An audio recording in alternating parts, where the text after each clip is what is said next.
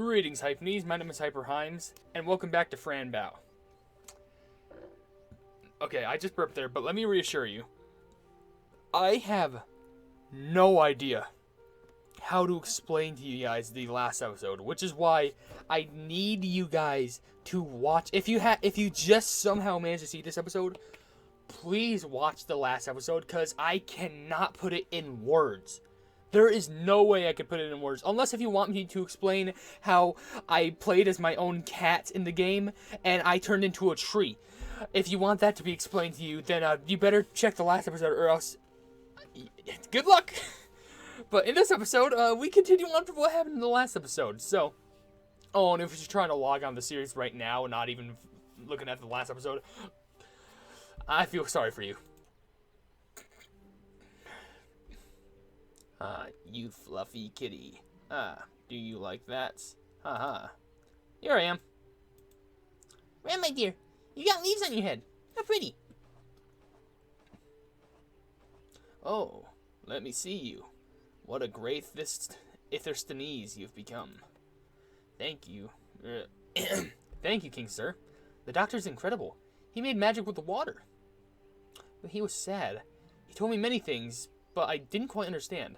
Don't worry. Palantris will be fine. I know the reasons. We have some problems to solve, but that's nothing you should worry about.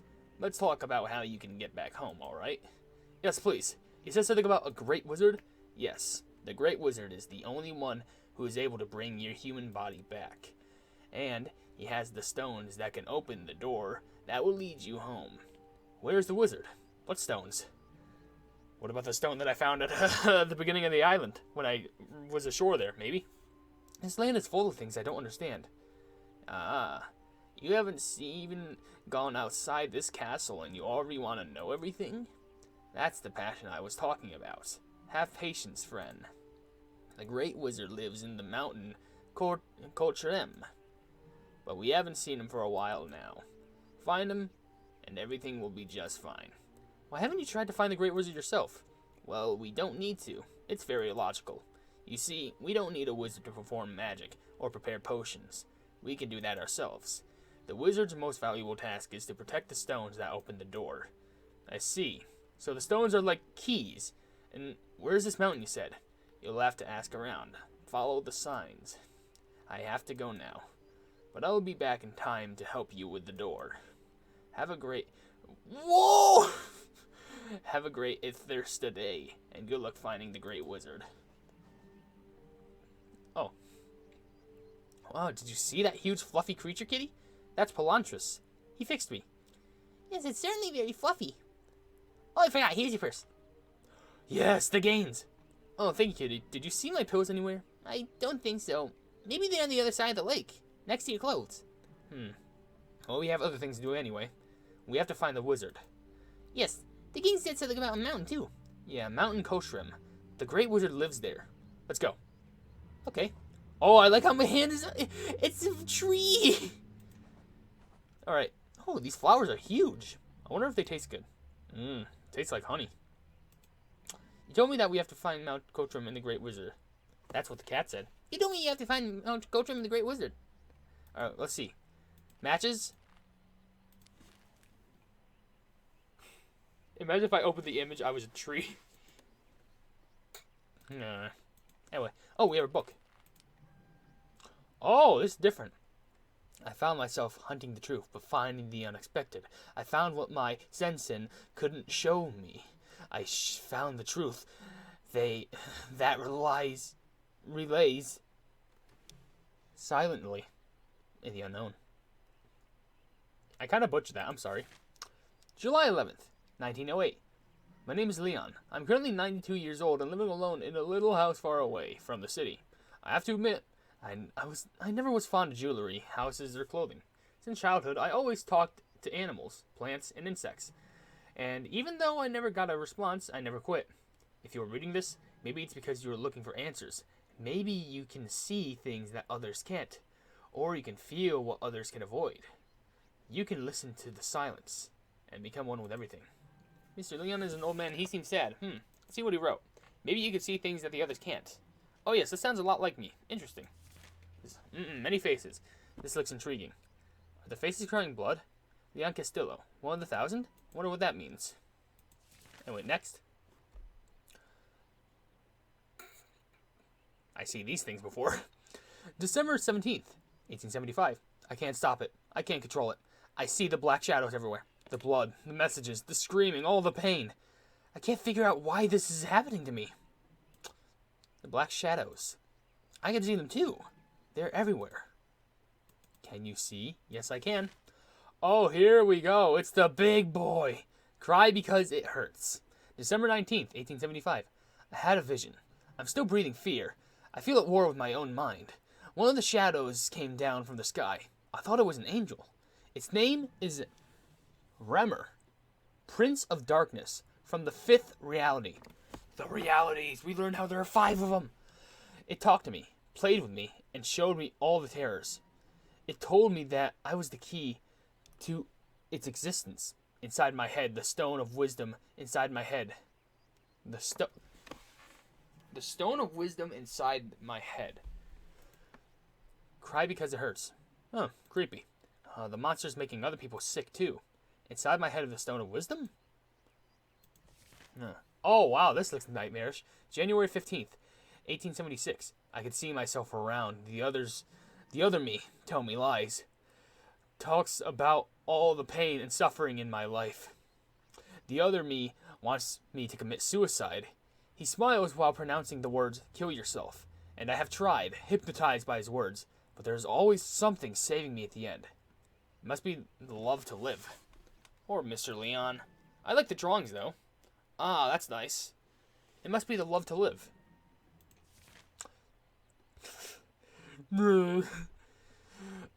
January 15th, or 25th, 1876. I met a shadow. For the first time, it talked to me. Kamalis. Their race is called the Kamalis. They hunt weakness and pain. I asked it about the possession of human bodies, and it said, we are born to feed from fear and the uncontrolled illness of human mind. We are invisible to them, but our existence grabs every single living cell of the body until the end. After that, it started raining, and it walked away from me, leaving a black, oily path after it. I believe water may purify them. These creatures, I wonder why people can't see them. They exist and make people sick. Maybe that's the point, to realize they exist and get rid of them. Yeah. Oh, there's more. January 16th, 1876. After meeting the Kamalis reacting to water, I thought of trying a little experiment. Last night, I encountered something amazing. The Kamalis transform into a new kind of creature when exposed to water. Oh, they're crying blood. The metamorphosis was painful to watch. After the terrible screaming, the Kamalis calmed down and started to cry on the ground. It felt like the pain was disappearing after a few minutes. A bright and peaceful being was rising in front of me. They melt like wicked witches in fairy tales. Stop making me laugh. Aw, peaceful creatures. If I looked like them, I would go around scaring bad people. Whoa. Wait, key? It felt like the bright creature could read my thoughts. I thank you for waking me up. I was suffering. I must go where I belong. Ithursta awaits. All Volokas must go there, and after waking up. If you wish to see the light, come with me. You have the key, it said. I didn't answer. After a while, it faded away. Volokas. Read thoughts? I think that's a bit scary. I guess we're always afraid of things we can't understand. Especially if they seem nice. Hey, it's my birthday! February 2nd, 1876. I probably would have been, negative 135? I think that is correct, actually. Man. Quick maths. I was reading my writings to see if I'm missing something. I recall Remmer from the 5th reality. If there's a 5th reality, there must be at least 4 more. I was thinking that Ithursta may not be a city in this world, but a reality by itself. I wish all answers came to me. So I think, so far, I only know 4 realities, I think. The one Remmer's from, Ithursta, Earth, and the anti-Earth that's in my mind. After I take the pills, you know. I deeply regret the fact that I didn't accept the Volaka's invitation. Since I saw the Volakas, I keep seeing this diagram spinning in my head in a single sentence. Time is the rhythm of your perception. I don't understand the drawing. It looks interesting, though. It needs to show how time looks like. March 13th, 1876. I got a visit from my son, Brian. I told him about the things that I've seen, but he didn't want to hear and left. I don't blame him. I understand that reality presented before my eyes is invisible to most of the people. I wish I could find a friend just like me. Because my son, he thinks I'm insane. I gotta find this guy. Because I think this is the only person I can find that we can share an actual... we can actually have something in common. Lonely with no family, huh? You should get a cat, Mr. Leon. My son thinks I'm insane. Ah, you're not. I can tell. July 25th, 1876. My body and mind are beginning to understand the pattern. Life becomes quite easy to control. When you cut all social laws and only apply our reality laws, because they are not only laws, but also behaviors. Chemical behaviors. Natural laws. Without those behaviors, without those laws, we wouldn't exist. Sometimes I wish to be a leaf on the ground, calm without dying. I think I have to study some chemistry to understand what he means. It can only be fun to understand how we are building and such. Oh, he seems sad. That's sad. If only I could take the leaf. Whatever. November 11th, 1876. Last night after the storm, a huge creature visited my garden for a few seconds and then disappeared. It's a thing! I found a strange bottle with a pink liquid inside in the same spot the creature landed. I can't fully understand the contents of the bottle. I have found the red blood cells in it and bacteria not yet recognized. The bacteria seems to get rid of unusual behaviors in any kind of living creature. I poured some of the pink liquid on the dying plant and it bloomed after a few minutes. I cut my finger off. I cut my finger to test the liquid with human tissue and it cured after a few seconds. This bacteria may work as paddlets?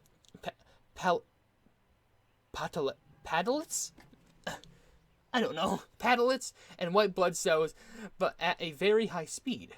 What creature can that be? I think we already know. Oh, mysterious pink water. Good for the plant that got better and bloomed. Or blommed. Check that out. Yeah. How far does this book go? I feel like this whole entire episode is me reading a book. I mean, at least it dwells on the lore. November 22nd, 1876. I dream of thousands of black cats surrounding my house. Big yellow eyes staring at my sleep. I have a black cat. Ithursta. Beings in Ithursta are varied, from roots to giant insects. Roots are the first in this reality. Insects came later. I learned their language and numerology. Wow, I love these pictures. Wait, what did I say? I love these pictures. Many kittens in many colors. Oh, Ithursta. Feels like fresh air is coming from the book. It looks like somebody ripped off some of the pages here. Interesting. Maybe I can find the pages later and then put them back in?